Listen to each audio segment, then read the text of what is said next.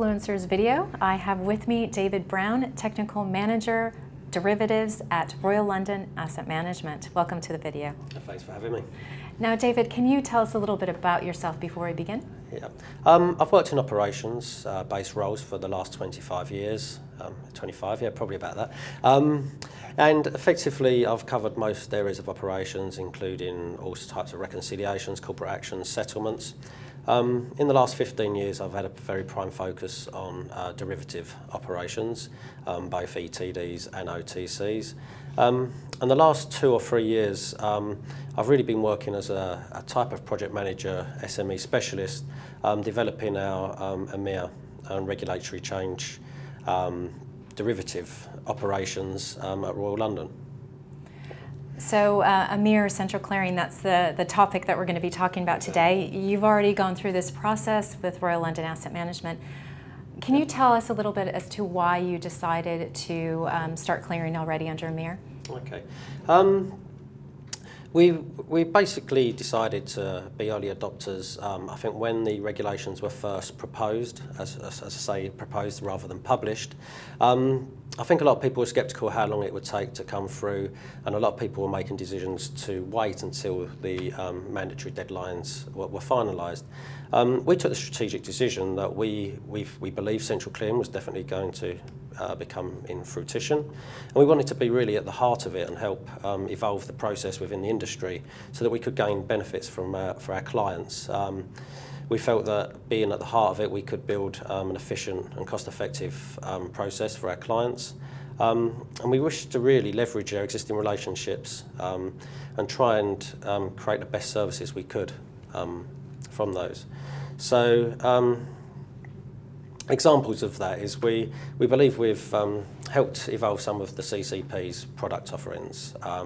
We've been actively engaged with those CCPs and tried to get them to evolve some of their offerings to help us in our operational aspects to some degree. With clearing members, we've been actively engaged with clearing members. Again, looking at what systems they can provide for us and also how they will fit into our legacy systems as well, and what new systems that we required to employ. And also, we did envisage that it would take some time to actually get our operating model up and running in an efficient manner, not just to incorporate the central clearing obligation, but all of the obligations born out of EMIR, including trade reporting and reconciliations and timely confirmations and so forth. So, David, can you walk us through how you prepared for clearing? There's so many different components of it. How did you do it and how did you get started? Okay. First of all, we needed to look at what scope we had. By that I mean our client base, what products our clients required to be centrally cleared, not just from a mandatory perspective, but also really what products it would make sense for them to clear as well. So once we actually got to that conclusion of all of the clients that would require clearing and also the products that it makes sense to actually clear, we assessed the CCPs, the main CCPs in the UK or Europe as they are, because we are primarily UK based. And we looked at what offerings they had, so what services they could provide, which products they could clear, or more to the point for a buy-side perspective, what products they will be actively clearing in the future, and how easy it will be to access that. One of the main things of a CCP as well is not just what products they can clear, but also are you satisfied that they've got the liquidity of the products you wish to trade, which is also very important. Once we'd assessed the CCPs, really in parallel as well, we looked at what clearing members we wished to engage with to actively clear trades on behalf of our clients. We went through an RFP process with our brokers, and we looked at a lot of brokers. We looked at their credit rating, we looked at what offering, operational offering they could offer, and also the costs involved. I mean, very important. When I say the costs involved, we started clearing over 2 years ago, and there was a lot of headline-catching fees bandied around at that time. We didn't actually. We was fairly prudent, and we didn't go for the cheapest is best. We actually looked at the fees in their total and really assessed whether we thought that clearing member would be around for years to come. So we looked for not the cheapest fees, but the most sensible fees and the creditworthiness of those counterparties to make sure that we were taking up partnerships with members that we felt would be able to offer us services for years to come. Okay. Also, when we look at clearing members, I suppose in a way, we made sure we had a diverse enough set of clearing members so that in the event of any defaults, we could pull those trades away from them into another clearing member. Yeah, very important. To ensure that we've got diversity for our clients and basically spread the risk as well. Okay. Do you mind me asking how many clearing brokers do you currently use? At the moment, we've got 3 clearing members that we're onboarded with, and that will rise to at least 5 by the time we've finished our central clearing process. Great, good to know. Okay. It does depend on the size of the book for each client. So we looked at each client accordingly to make sure they had enough cover. It also depends on what clearing limits you can also gain from each clearing member. Okay. Once we'd actually engaged with the clearing members, we went through the what I'd call a rather painful aspect, which is the legal negotiations.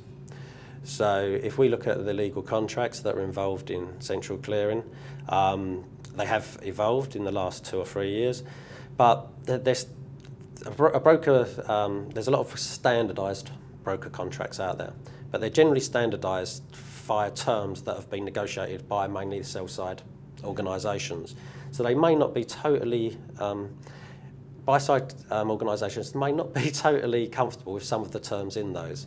So we've already negotiated terms with some brokers, and as I say, we're still in process with others. But they're certainly tough negotiations. It was a long process then. It is a long process, and it continues to be a long process. But it's a very important process as well. So, and do you think that's one of the challenges that you would recommend that other asset managers who might be embarking on this process, in the next year, that maybe that's something that they shouldn't underestimate, is the amount of time to go through and to get these legal documents agreed between with their brokers? I think all of what you've said is definitely correct. So I would say do not underestimate the time frames involved. I would give a minimum of 6 months, but a year is very possible as well. It may take a year to get these over the line. As the market for central clearing is actually drying up a little bit, which I'm sure we'll get onto in a moment, I've heard people saying, well, we just have to accept the contract that's put in front of us. I don't believe that to be the case. If you look at some of the terms, I think you'll find most legal firms will be very reluctant, should I say, to sign off a contract that a clearing member says is mandatory and must be signed. Okay, so there's some wiggle room that, as always with everything in life, there's some wiggle room that people should keep in mind as they go through this process. A standardised contract is not a total, this suits us down to the ground contract, that you definitely need to negotiate those. Okay, fantastic. And a lot more time to negotiate them as well. Yes. Okay. If you haven't started yet, you definitely need to start. Yeah, great. Okay. Well, that's a goal for 2016, January, I would imagine. Exactly. So, I interrupted you here a little bit. In terms of the preparing for clearing, you've talked about moving or doing the RFP process with the brokers. You talked about assessing the CCPs on offer and what is fit for purpose for you and for Royal London Asset Management and legal docs. Were there any other kind of big steps that you had to take as you prepared, either operationally or big challenges? Yeah, I think one of the processes that gets overlooked a lot when people talk about the central clearing operation at the moment is actually your operating model, your in-house or via a third-party operating model. So central clearing for buy side is a very new concept. In a way, people say it's going to work exactly the same as exchange traded, but I think that's there may be leverage there, but there's a lot of issues still to overcome. So from an operating model perspective, you need to ensure that your systems, can they capture these OTC trades that you execute? Can you confirm them in such a way that they can also get passed down to your clearing member via the CCP and back up for confirmation. So you need to ensure that you are confirming your trades through the correct mechanism so that they can get into central clearing in the first place. Once you've got the trades captured, can you actually process the collateral arrangements every day? You've got initial margin, you've got variation margins, slightly different from the current OTC bilateral process. Can you capture all of the additional data that you require from an OTC trade now? So a typical example is a UTI. You need a UTI to be able to forward those trades onto EMIR reporting. Can you get that back from your clearer in an adequate manner? Can your system capture that? And then you go into a whole new aspect of, can those trades then filter through to your accounting systems and be accounted for in the correct and robust manner that they should be. And presumably, really, this has to be automated in order to meet the deadlines required. In an ideal world, yeah. Everything should be automated in an ideal world. I think those that have worked in operations realise that it's not an ideal world, and there's always manual intervention somewhere around the periphery of your core infrastructure. So if we take a centrally cleared trade at the moment, can you automate the settlement? Probably not at the moment. Most accounting systems weren't built for derivatives. So I don't mean to make a blanket statement about that. A lot of them wasn't. So a lot of the trades get put in such a manner. And now you've also got to work out where you're going to put that variation margin in your accounting system, where you're going to put the initial margin in that accounting system. How are you going to reconcile the margin requirements that come in effectively from the CCP via the the clearing member?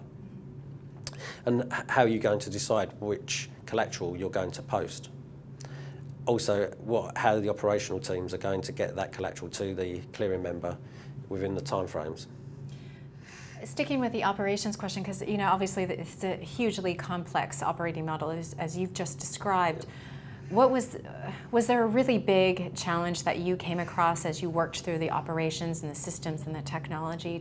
Was it collateral or collecting the data? I think the collateral issues will certainly be one for the future when we're clearing across a wide range of clients on various portfolios.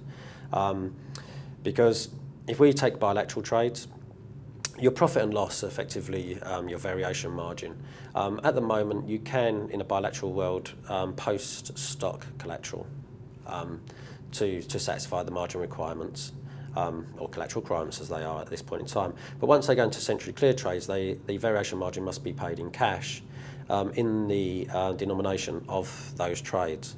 Some portfolios might not actually have these cash reserves sitting around. A typical example is pension funds at the moment have an exemption for one of the reasons is primarily will they have that cash collateral. Okay, so at the moment, if you're only processing for funds that hold large cash reserves, it's not an issue, but I think going forward it will be in the future. One of the issues that we've had, and carrying on the theme of margin, is in an ideal world, as I say, we need to capture the data that comes in from the trades, but also the variation. If you're using diverse broker setup, so you're using 3 or 4 different clearing members, you need to be able to capture the requirements, the margin requirements from each of those brokers each day. Now, ideally, you'd get a uniform set of statements that come in from each one of those brokers, so that you can pass them into your system and it generates the amount of margin that you wish to pay out. The reality is, there are no standardised reporting out there across the clearing members. Each one is trying to use their legacy systems or building new systems, but there's no uniform method of receiving those statements in at the moment. So we basically have to take those in at a company, and that's a manual process to actually enter those into our systems and also generate the payments on the back. And operationally, what you've alluded to before, that it has to be automated, ideally as automated as possible, but you will have these breaks in that chain where manual intervention is required. I would imagine most asset managers will face the similar challenges as you've just described. you know, is it just a matter of throwing resources and people at it in the short term until you can address these operationally? I think there's probably three aspects to this. One is, are you currently using a third-party administrator for your operations? Will they support you? If that's the case, then a lot of the legwork is taken away from you. I think, secondly, you can resource it manually, but obviously that's not really a long-term solution, and eventually your wage bill goes up. The alternative, and something that we've done ourselves, is we invested in infrastructure. So we actually invested in a system that was capable of capturing derivatives in a very robust manner. And this was because we took a holistic view of all of the EMIR. As I mentioned earlier, all of the EMIR obligations. And we decided to actually meet these in an efficient operational manner. We needed to be able to, most of all, importantly, capture these trades, all the aspects of these trades, and also the data enrichment of these trades. There's new data enrichment requirements. So you've got your UTIs, your LEIs, to name a few. So once we've invested in that infrastructure, we feel we're fairly reasonably well placed to be able to disseminate that data out to the different providers, and also be able to sort of like reconcile and calculate the positions in, you know, both via ourselves and our third-party administrator.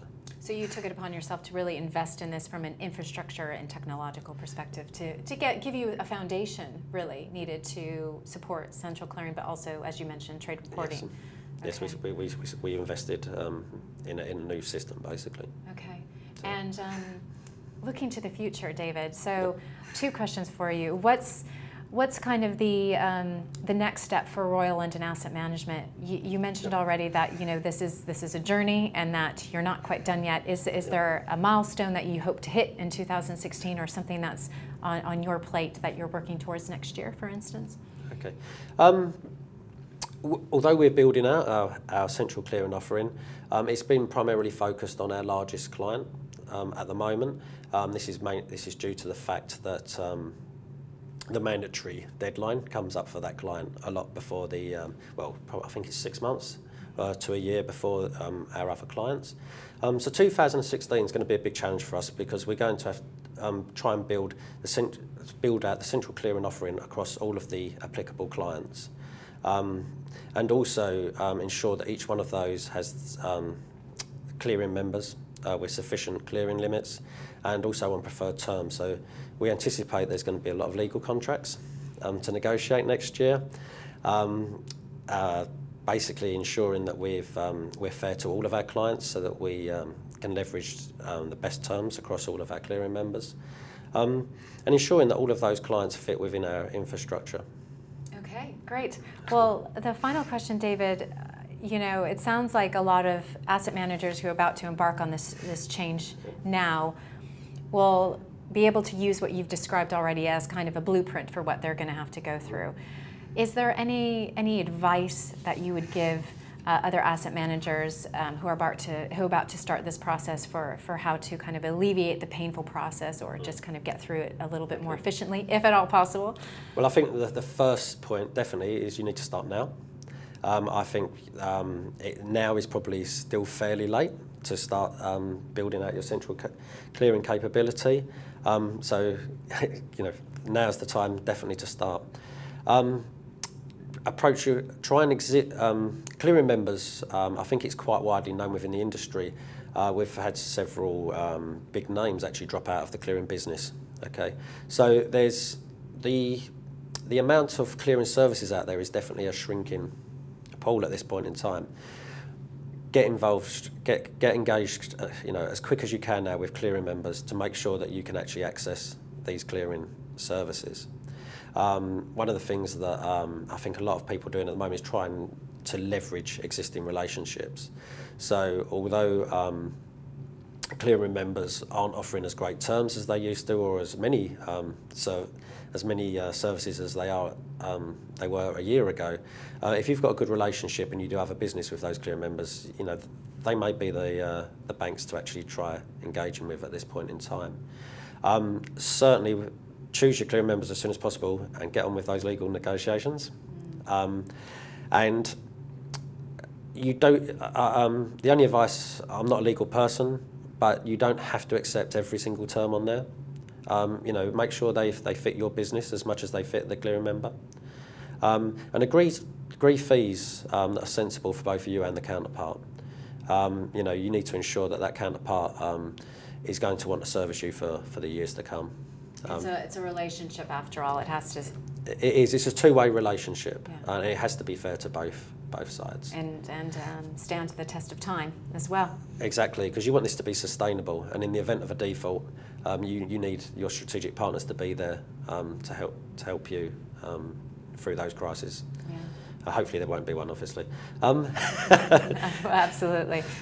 But most important as well is start looking at your operating model as you know, ensure that you can capture these trades. How is it going to flow through your systems? Any client reporting that you require, are your systems geared up to put, you know, to ensure that these centrally cleared trades are also reported in a robust manner to the needs of what you've already agreed?